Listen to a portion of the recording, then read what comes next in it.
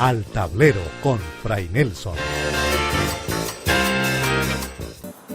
Las cosas que conocemos, las cosas que disfrutamos, las cosas que usamos, ¿nos acercan o nos alejan de Dios?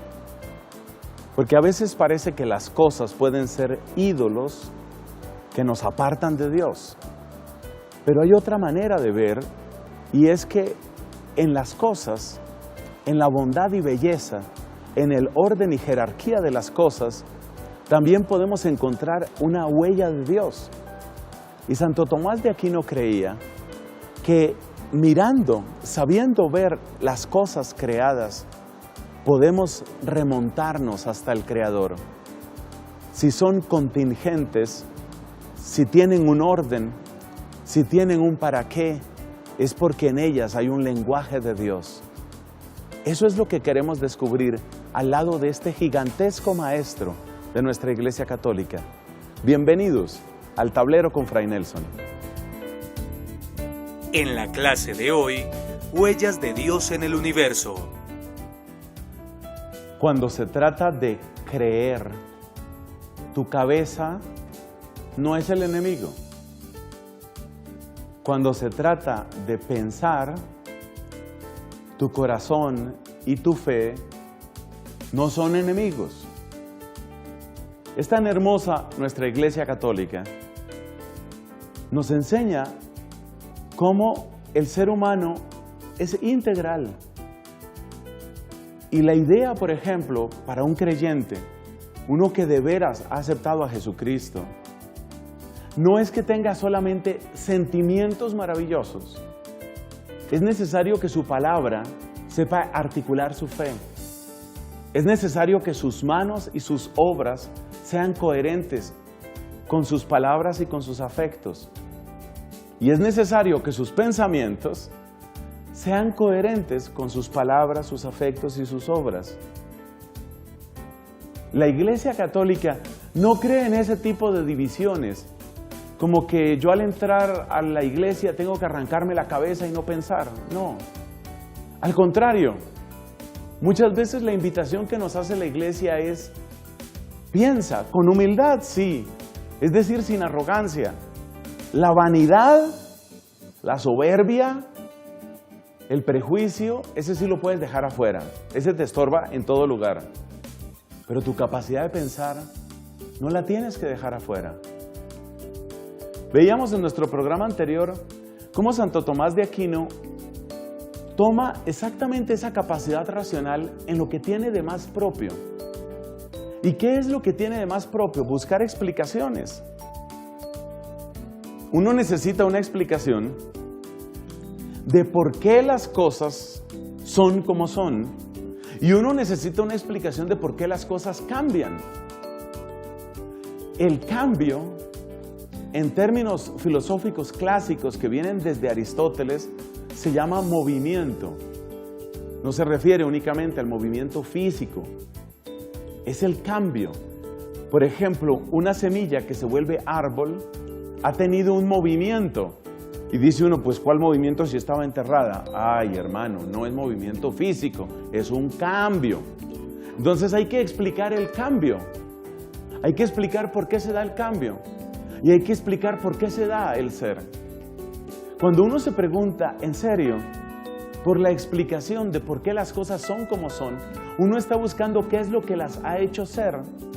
Y ahí es donde uno habla de una causa eficiente. Pero esa causa eficiente tiene dos posibilidades. O ella misma ha sido causada o no ha sido causada. Si ella ha sido causada, entonces tenemos que hablar de otra causa anterior. Y si no, tenemos que hablar de otra causa anterior, y así sucesivamente. Y Santo Tomás dice, no podemos regresar, no puede darse un retorno infinito de causas, porque en un retorno infinito de causas ninguna sería explicación. Entonces tiene que haber una primera causa. Y esa primera causa que hace ser, solemos llamarla Dios. Y lo mismo con el cambio, con el movimiento. Tenemos que llegar a uno que mueve, pero que no es movido. Así como teníamos que llegar a una causa que tiene un efecto pero que no es causada. Entonces ese que mueve pero que no es movido, a ese llamamos Dios. Yo sé la objeción que algunos dicen: Padrecito, entonces usted quiere que yo ahora le rece al motor inmóvil, quiere usted que yo haga la novena al motor inmóvil, quiere usted que yo haga el triduo a la causa incausada. Suena un poco burlesca la cosa, pero recuerda que lo que nosotros queremos con este tipo de enseñanza no es directamente, no es inmediata y directamente producir, por ejemplo, la devoción. Más bien lo que hacen estos argumentos es mostrar que no es irracional, en contra de lo que dicen una serie de personajes a los que se les da mucha publicidad y que venden millones de libros todos los años, como un señor llamado Richard Dawkins, que se escribe D-A-W-Kins. Richard Dawkins, o también otro señor que murió no hace mucho, Christopher Hitchens, con H, o lo mismo otro señor que se llama Daniel Dennett. Todos estos son ateos súper famosos y ellos se pasan por los salones de conferencias de los 5 continentes diciendo a todo el mundo que es irracional la fe. Pues no es irracional, no es irracional. Y eso es lo que estamos mostrando precisamente. Entonces hemos hablado de esos hasta ahora hemos hablado de esos dos caminos, vías. Hemos hablado del motor inmóvil, hemos hablado de la causa incausada. Ahora vamos a hablar de otros 3 para completar el número de 5, porque según Santo Tomás son sobre todo 5 las vías que nos ayudan a descubrir la existencia de Dios. La primera que nos interesa, la primera de las vías que vamos a ver hoy es la vía de la contingencia. Creo que esta es una palabra que es poco conocida y merece una explicación. Contingencia. ¿Qué es algo contingente? Lo contingente es lo que podía suceder o podía no suceder. Resulta que la inmensa mayoría de las cosas que conocemos, que sabemos y que hacemos son contingentes. Así, por ejemplo, si uno se pone a pensar en el origen de los seres vivos, pues la ciencia ha descubierto cómo se dan estos procesos de reproducción y uno se da cuenta que la existencia de exactamente este genoma que está al origen de mi propio ser, no es algo que tenía que suceder de esa manera. Entonces es contingente. Contingente es lo que no tenía que suceder exactamente así. Por ejemplo, muchas personas han encontrado al amor de su vida de una manera contingente. Iban por una calle y se encontraron con otra persona que iba por otra calle y entonces le preguntó una dirección y empezaron a hablar y simpatizaron. Otros se encontraron en una fiesta, otros se encontraron en un partido de fútbol, otros se encontraron en una comida y luego la gente dice: oye, pues yo no iba a ir a esa comida. Yo no tenía que ir a esa comida donde conocí el amor de mi alma. Yo no tenía que, pero sucedió. Eso es lo que se llama una contingencia. Lo que no tenía que suceder, pero que sucedió. Muchísimas cosas son contingentes. La inmensa mayoría de las cosas, de hecho. Porque es que además unas contingencias dan origen a otras contingencias. Por ejemplo, es contingente la manera como se conocieron mi papá y mi mamá. Y luego es contingente que a través de la reproducción de ellos, exactamente este genoma se haya producido. Y luego es contingente que yo en un momento dado haya encontrado los amigos, los estudios que he encontrado. Entonces uno se da cuenta de que el universo es algo así como un entramado de contingencias, donde nada tenía que. Realmente son muy pocas las cosas que tenían que. Algunos filósofos dicen que las verdades de la matemática, como decir, por ejemplo, el teorema de Pitágoras, claramente no son contingentes. Es decir, no cabe pensar un universo, cualesquiera sean sus características, un universo en el cual, una vez que se establece una geometría con los axiomas de Euclides, ya no se cumpla el teorema de Pitágoras. En ese sentido, el teorema de Pitágoras, como la mayor parte de los resultados de la aritmética, de la matemática, o yo no sé si todos, habría que clasificarlos estrictamente como no contingentes. Cuando una cosa no es contingente, se dice en filosofía que es necesaria, es decir, tiene que suceder. Bueno, con esa armazón de pensamiento y de filosofía, Santo Tomás dice lo siguiente: hay muchísimas cosas que son contingentes, pero no puede ser que todo sea contingente. No puede ser. ¿Por qué no puede ser que todo sea contingente? Porque si tú intentas imaginar un universo donde todo, absolutamente todo, y esto implica también los campos de fuerza, las ecuaciones, las leyes, también ellas son contingentes. Si tú intentas imaginar un universo donde todo, absolutamente todo es contingente, en realidad no estás explicando nada. Claro, tú puedes imaginar un mundo, un universo contingente, sí, lo puedes imaginar, pero ese universo donde todo es contingente es un universo que no tiene ninguna explicación. O sea que para imaginar ese universo tienes que renunciar a tu capacidad racional. Y fíjate la paradoja en la que nos encontramos. Resulta que aquellos que dicen que las leyes del universo son así, porque sí, porque es que así son. Esas personas que pasan por grandes científicos y que se las dan de muy racionales, en realidad están renunciando a su capacidad racional. En cambio, es mucho más sensato, y este argumento lo utiliza con mucha fuerza el Papa Benedicto al referirse a la presencia del Logos en el universo. En cambio, es mucho más racional afirmar que existe uno que no es contingente. Tú puedes hablar de un universo de puras contingencias, pero en ese universo de puras contingencias, entonces tienes que hacerte una pregunta. ¿Realmente estoy explicando algo de ese universo? Y te das cuenta que no estás explicando nada. Luego, si no quieres renunciar a tu capacidad racional, es mucho más lógico, es mucho más racional afirmar que no todo es contingente, sino que hay realidades que son absolutamente necesarias. Alguien podrá decir, pues eso quiere decir que la matemática lo explica absolutamente todo. No es cierto, porque la matemática de hecho no explica la existencia. La matemática me puede hablar de líneas, o de cuadrados, o de figuras, o de teoremas, pero que eso exista, no que sea pensable, sino que exista. La existencia es imposible de explicar a partir de la matemática.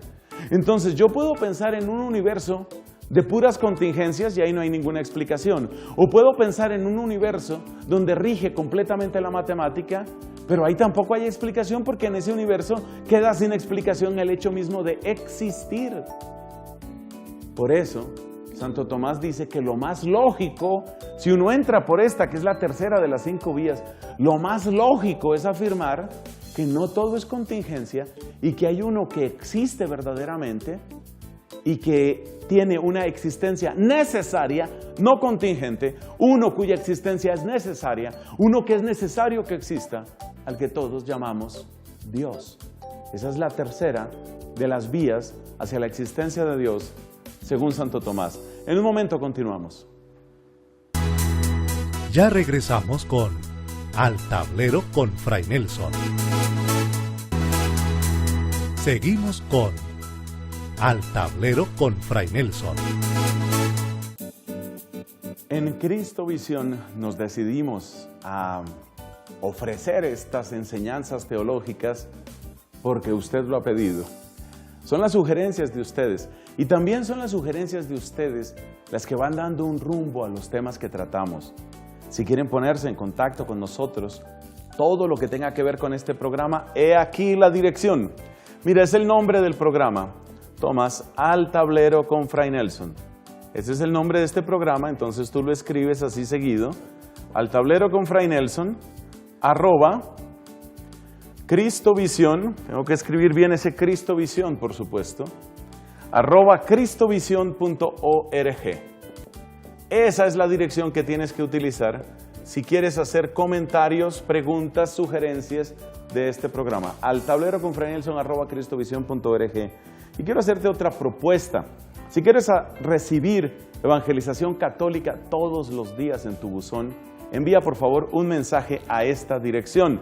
Amigos, @fraynelson.com.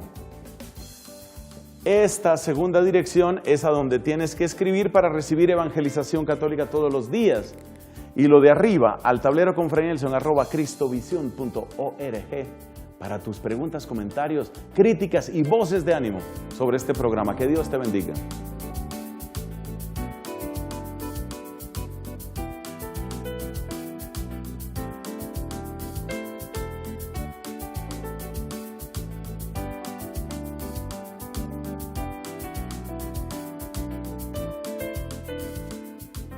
Padre, por favor me colabora indicándome qué libros de la Biblia me sirven para hacer una dinámica de género a unos niños de 8 a 12 años de un grupo de mi parroquia. Mil gracias. Yamile Gómez Rodríguez.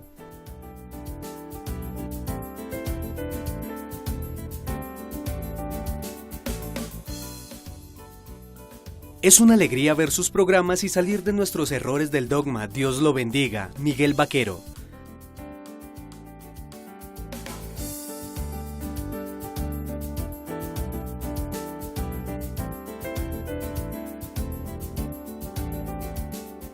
En la Suma Teológica, que es la obra cumbre de Santo Tomás de Aquino, se habla de la existencia de Dios.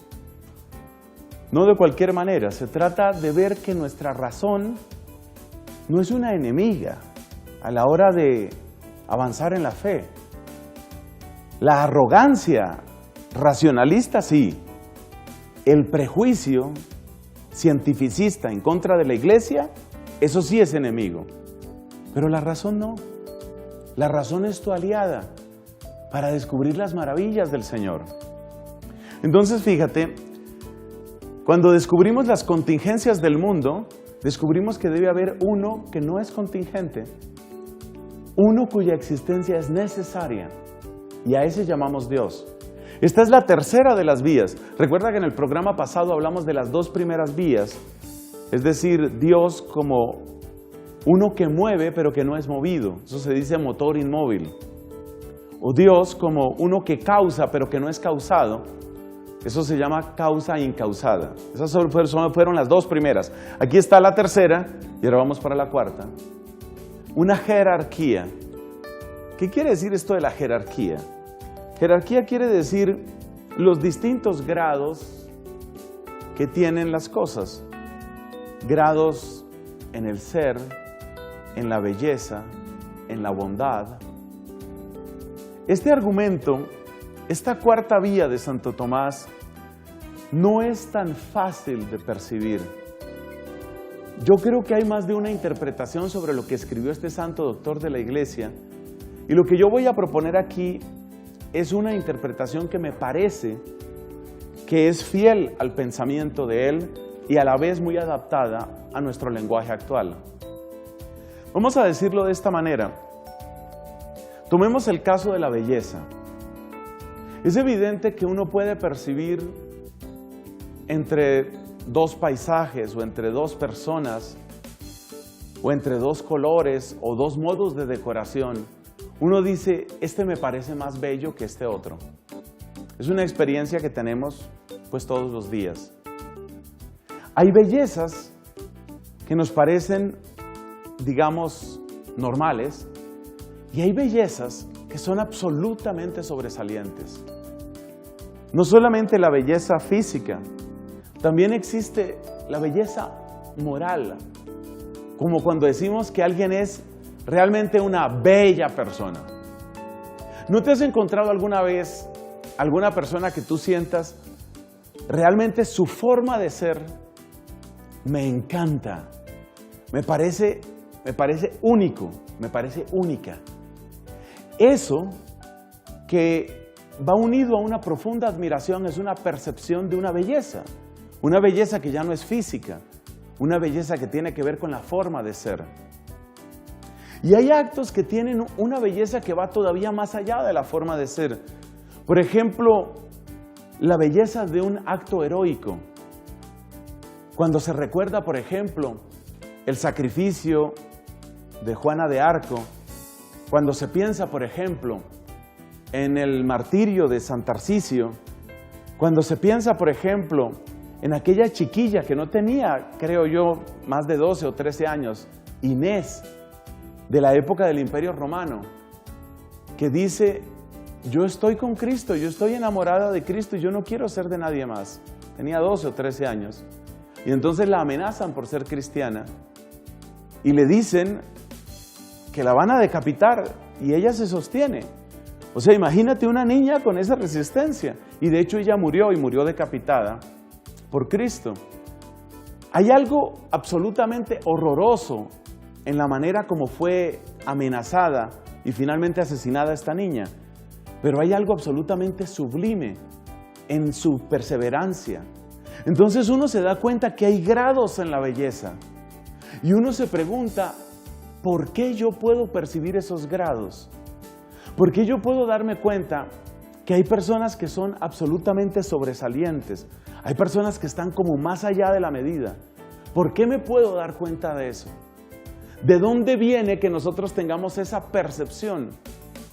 Y entonces, el criterio que utiliza Santo Tomás es que cuando uno percibe los distintos grados, eso es lo que significa jerarquía, cuando uno percibe los distintos grados, uno tiene dentro de sí una especie, llamémosla, de presentimiento, uno tiene una especie de certeza sobre lo que sería la máxima belleza. Es decir, toda belleza parcial recibe su calificación en relación con una belleza total. Lo mismo sucede con la verdad, con la transparencia, con la inocencia, con la justicia. Así uno haya vivido en una ciudad con tantos crímenes, así uno haya conocido tantas cosas mal hechas en la propia familia y en otros lugares, por supuesto, así uno sepa que muchas veces los criminales se salen con la suya, hay una persistencia en la certeza de que la justicia existe. Es decir, hay una manera de medir la justicia y por eso uno se da cuenta, esto es más justo que esto. Entonces, la pregunta, porque estamos buscando explicaciones, la pregunta es, ¿de dónde proviene esa certeza de que existe la máxima belleza? ¿De dónde viene esa certeza de lo que sería la justicia plena y perfecta, la felicidad completa? ¿De dónde viene eso? Y la opinión que tiene Santo Tomás, que creo que es muy razonable, es que uno no podría tener una valoración de lo parcial sin una referencia a lo total, y uno no podría tener una referencia a lo total si no existiera en realidad eso, que es plenamente bueno, que es plenamente bello, que es plenamente justo. Porque no es un ejercicio únicamente de imaginación. Y uno sabe que no es un ejercicio de imaginación porque uno no cambia la belleza imaginaria por la belleza real. Aunque le apliquen todo el Photoshop que quieran a un rostro, por ejemplo el rostro de una mujer, el rostro de un hombre, uno no cambia ese rostro, así parezca perfectísimo, puesto que es únicamente virtual e imaginario, uno no lo cambia por el rostro real. Entonces, la valoración que uno tiene no es una valoración puramente imaginativa, es una valoración en la realidad. Y uno mide la realidad contra la realidad. Y si uno tiene esa certeza de que la realidad se mide contra la realidad, quiere decir que hay dentro de uno una certeza. ¿Y esa certeza qué origen tiene? Pues tiene que tener un origen real. Entonces dice Santo Tomás, nosotros llegamos a medir los distintos grados del ser por referencia a lo que es máximo en el ser. Y ese que es máximo en el ser lo llamamos Dios. Esa es la cuarta vía que propone Santo Tomás. La quinta vía y última, con la cual culminamos este tema, es la que tiene que ver con el orden. Otros dirían, pero esa palabra es muy peligrosa para usarla en algunos medios, el diseño. Es decir, es un tema muy discutido. Básicamente lo que tiene que decirnos esta vía de Santo Tomás, esta quinta vía de Santo Tomás, lo que tiene para decirnos es que si uno examina el universo, uno se da cuenta que unas cosas suceden en función de otras. Propiamente, la palabra orden no es la más apropiada aquí. La palabra que se utiliza en filosofía es teleología. Teleología quiere decir aquello que explica el para qué. Fíjate que cuando uno habla de causa, uno normalmente piensa en el por qué. Pero resulta que también uno puede preguntarse por la causa final, y la causa final es el para qué. Y uno se da cuenta que en la naturaleza las cosas tienen siempre un para qué. Ese para qué siempre tiene que ver con la conservación y con el incremento del ser. Pero ese es otro tema. Uno siempre observa en la naturaleza y en uno mismo, uno siempre observa un para qué. Incluso la persona que parece realizar un crimen o la persona que busca el suicidio también tiene un para qué. Si se examina, la persona que se suicida tiene un para qué. Está buscando, por ejemplo, de manera equivocada, pero está buscando un descanso. Está buscando una paz que no encuentra y que cree que no va a encontrar de otra manera, sino eliminándose a sí mismo. Entonces siempre hay un para qué. Y cuando uno se hace esa pregunta, uno se da cuenta que el para qué no es algo que uno se dé completamente a sí mismo. Por ejemplo, el hecho de que uno esté buscando realizarse a través de un trabajo, a través de unos estudios, a través de tener unos amigos, muchas personas a través de tener una familia, esa finalidad que uno descubre como propia no es algo que uno se haya dado a sí mismo. Entonces, ese orden que se encuentra en todas las cosas y ese orden, ese conjunto de causas finales que apuntan las unas hacia las otras y luego hacia las otras y las otras, pues realmente requiere una explicación. ¿De dónde viene esa tendencia universal en una serie escalonada de causas finales? ¿De dónde viene eso? Una vez más uno puede decir, mire, lo que sucede es que así es el mundo y punto. Las cosas son así. Si lo quieres decir en francés, c'est la vie. Así es la vida, así son las cosas, así funcionan y acostúmbrate y así es. Pero eso no explica nada. Es lo mismo que el que se queda en el tema de la contingencia y dice, bueno, pues sí, todo es contingente, podría ser, podría no ser, pero parece que sí es. No, si realmente quieres explicar, entonces tienes que explicar por qué existe un para qué en todas las cosas, sabiendo que las cosas no se dan ese para qué a sí mismas. Y entonces empiezas a presentir. Acuérdate que esto tiene esa palabra presentimiento, que aquí estoy utilizando en el mismo sentido en que Santo Tomás habla de una vía. Una vía es lo que me voy a encontrar, es el camino a través del cual yo me puedo encontrar, pues finalmente con Dios, ¿no? Es una vía. Entonces el presentimiento que hay aquí, cuando uno empieza a examinar toda esa búsqueda interior, todo ese deseo de desarrollo, de realización que hay en todos, y uno se da cuenta que ese deseo no viene de uno mismo, entonces uno dice, pues tiene que haber una causa final que es real, porque mi deseo es real, no es una cosa puramente imaginada, no es una cosa puramente fantasiosa, ni puramente virtual, como se dice hoy. Si no es puramente virtual, si no es puramente imaginada, sino que es real, quiere decir que esa causa final del universo, existe también. Y esa causa final, explicación última del para qué de todo cuanto existe, recibe el nombre de Dios. Así es como Santo Tomás nos enseña a descubrir que nuestra capacidad de preguntar por explicaciones y nuestra búsqueda de explicaciones, oye, no es enemiga de la fe. Lo dije por última vez. Tu cabeza no es enemiga de tu fe, ni tu fe es enemiga de tu cabeza. Descubrir la existencia de Dios es un comienzo, pero todavía falta bastante en este camino. Con la ayuda del Señor seguiremos avanzando en este tratado teológico, misterio de Dios para todos, aquí en Cristo Visión.